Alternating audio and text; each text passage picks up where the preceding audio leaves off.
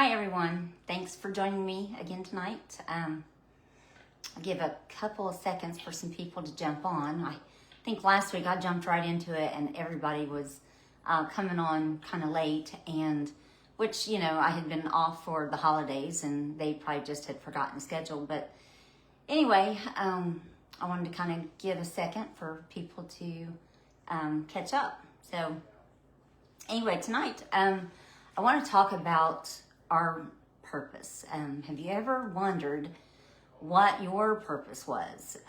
What exactly did God create you to do?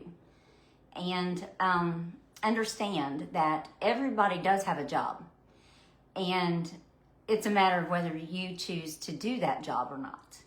And a lot of times we know what we can do, what we're capable of doing, and we refuse to do it. And, God, He may have created you for that and you refuse to do it. He'll find someone that will do it. But do you really want to be the one to stand in front of the Lord, on Judgment Day and say, yeah, God, I could have, but I didn't feel like it. Or, yeah, God, I should have, but I was scared. I didn't want to go and talk in front of people, or I was afraid of what they would think of me.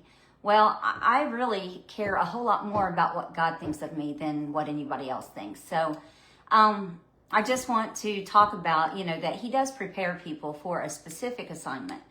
And, Moses prepared to lead the people through the wilderness to get them to the promised land. It took him 80 years. And then, he only got to see them just walk, or, that got him to the edge. He didn't get to go in. Noah, 120 years building an ark that he didn't even know what for. He couldn't even fathom the reason of building the ark because it had never rained there yet. But he was just obeying, and he was doing what God told him to do, so he built an ark. Little did he know that only him and his family was going to be the only ones to survive, the entire world. But the point is that he did his job and he obeyed. So then come into the New Testament, and Paul, I think is one of the greatest, apostles. And, he did a lot of great missionary trips. But, before he did that, he spent years learning. And in Galatians, I wanted to point out, it's Galatians 2. Galatians 1 first. He goes back and he says, where he had basically he had become a Christian, and then he said, then after 3 years, he went to Jerusalem to see Peter, and he remained with him for 15 days.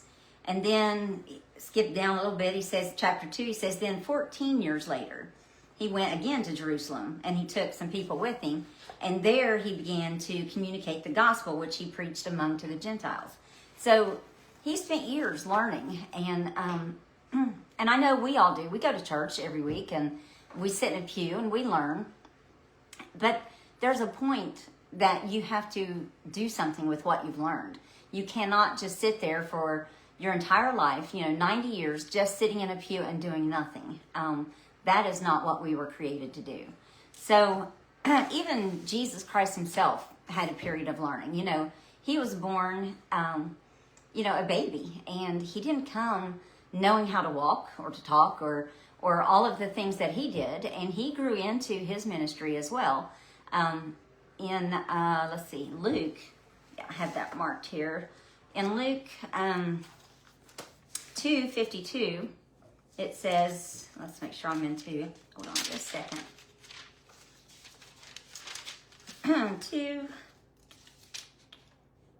2:52, it says, and Jesus increased in wisdom and stature and in favor with God and men. So he had to increase his wisdom. So now that we know that we're being prepared, or we have been prepared, or we're still in that season of being prepared, there's always a season. What then? So I know that God does not just prepare us to sit around. We are to work. And I've got a scripture in Romans 8:28.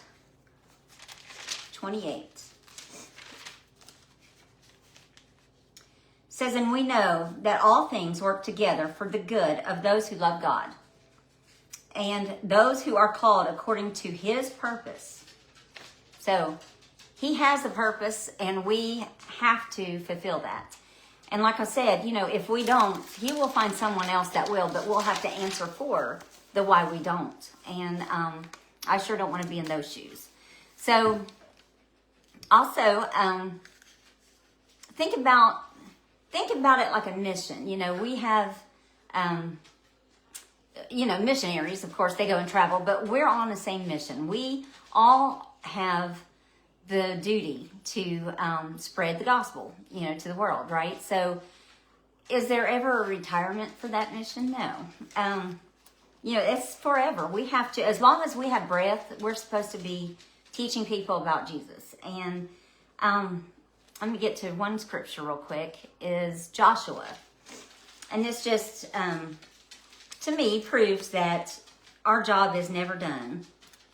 Let me find, I thought I had that marked. Hold on just a second. I do. All right, so it says, now Joshua was old and advanced in years. And the Lord said to him, you are old and advanced in years, and there remains very much land yet to be possessed. So he's telling him, you still got to get to work. So don't be slowing down just because you're old. There is still my job to get done. All right, so what is our job? Let's think about it. Here's where I think people kind of run up against a wall, is what is your talent? We know that God has given talents to everyone. And everyone is not going to be a public speaker. Everyone is not going to be able to, I can't, there's a lot of things I can't do. Public speaking is not my, first pick, but I prayed for a while. I wanted, when I started out, I wanted to teach the women's at the women's group at church, which was,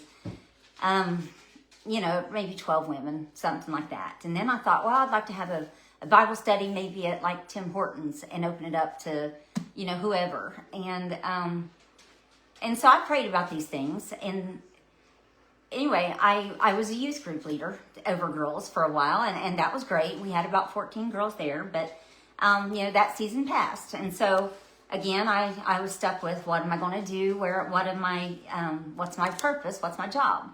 And so I thought I would give this a shot.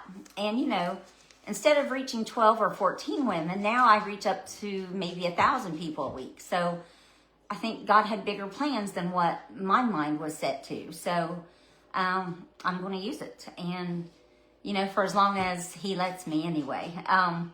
So I want to pick up another scripture.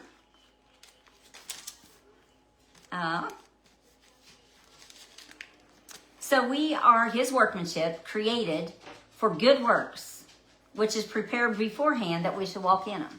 So beforehand means he had a plan for you, and you're expected to find out what that is. And everyone has, like I said, they have a talent, something. Think of anything you're passionate about. It could be sports. Brian's passionate about hunting. You could have a love for animals, and maybe volunteer at an animal shelter.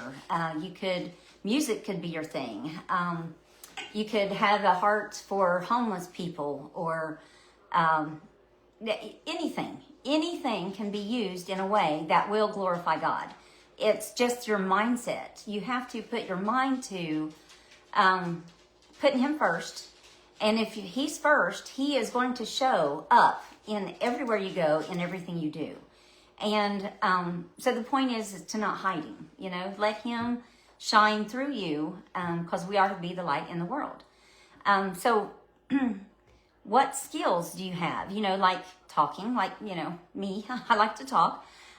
Is it, being on a phone? Is it crafting?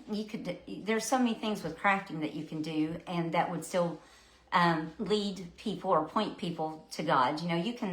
When I started a couple years ago at this church, I started sending out just little, I got on Pinterest and I found cute little biblical scriptures and pictures, and I would send that every morning out to a group of women, probably, 30 some in a group.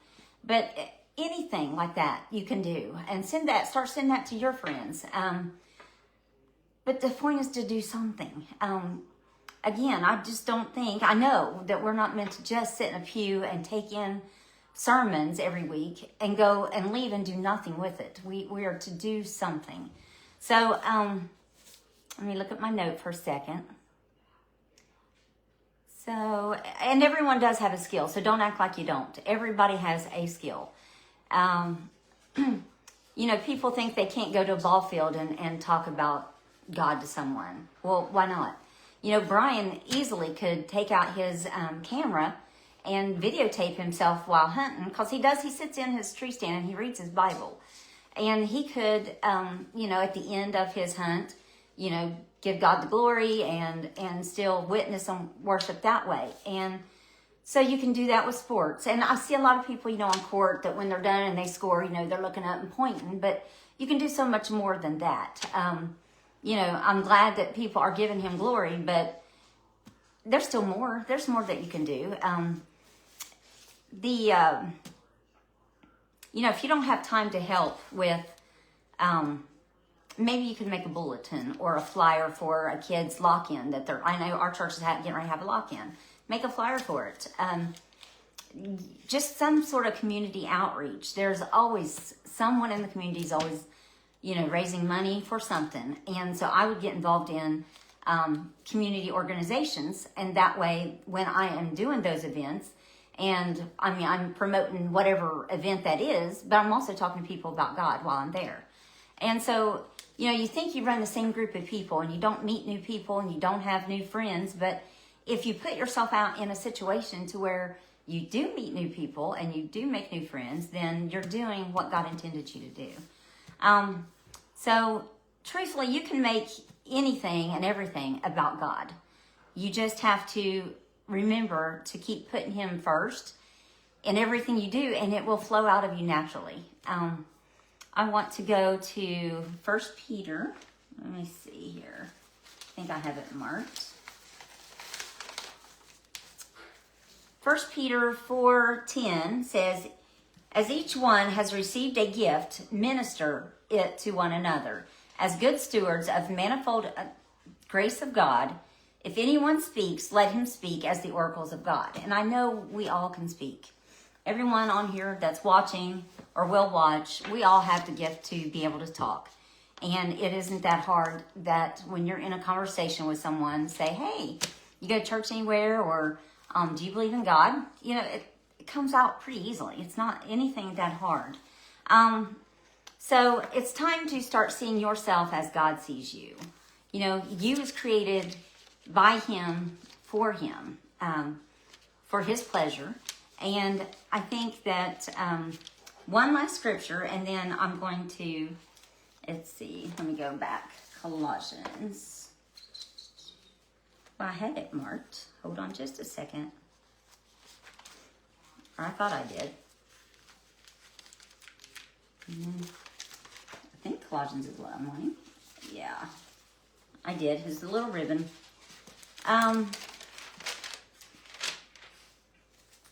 Sorry, guys.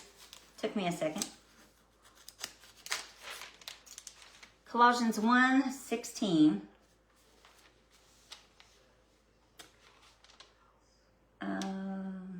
Wait, I'm still not in the right book. Good grief. There we go. Another ribbon. So Colossians 1:16 says,